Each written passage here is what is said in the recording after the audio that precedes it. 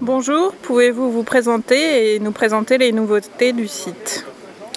Bonjour, donc Fabrice Ted, je suis un des deux gérants avec Luc Fougerolles de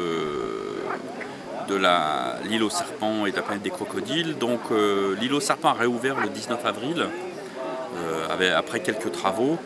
Les nouveautés du site sont avant tout le retour des loutres qui avaient disparu depuis plusieurs mois.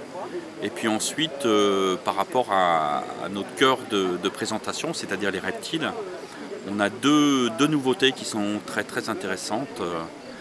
Les serpents sans écailles, donc ce sont des serpents qui n'ont pas d'écailles, et pour les visiteurs qui le souhaitent, ils peuvent même découvrir quelle est la sensation de toucher ces animaux-là.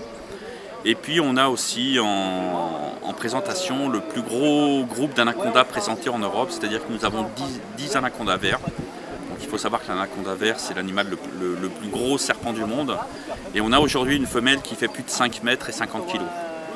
Donc les nouveautés sont bien évidemment présentes pour nos visiteurs, mais surtout on apporte une grande attention à ce que nos visiteurs soient renseignés en permanence par des animateurs, par des soigneurs animaliers tout au long du parcours, car ce genre de visite, ça doit être aussi un échange entre les visiteurs et les salariés du site. Vous avez pensé aussi aux enfants avec l'ouverture d'un espace qui leur sera plus particulièrement dédié avec des jeux pour enfants? Oui, nous avons un agrandissement du site extérieur qui se fait et qui aujourd'hui c'est en construction, et l'ouverture se fera tout début juin, donc avec des jeux pour enfants.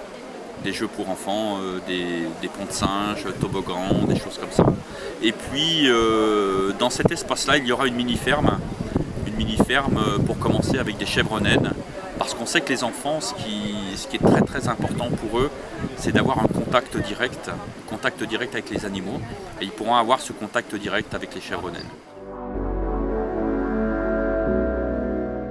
De faire un centre de prélèvement de venin. Ce serait unique en Europe là. Avec deux choses, on prélèverait le venin devant les visiteurs dans un amphithéâtre vitré, et ça nous permettrait, alors on n'est pas des marchands de venin, on n'est pas là pour gagner de l'argent sur le venin qu'on prélèverait, mais ça nous permettrait de mettre à disposition des scientifiques du venin, parce que le venin aujourd'hui dans la pharmacologie il est très important. Et puis après on a d'autres projets, parce qu'il y a quelques réserves foncières, et il y a déjà plus de 2 hectares à côté.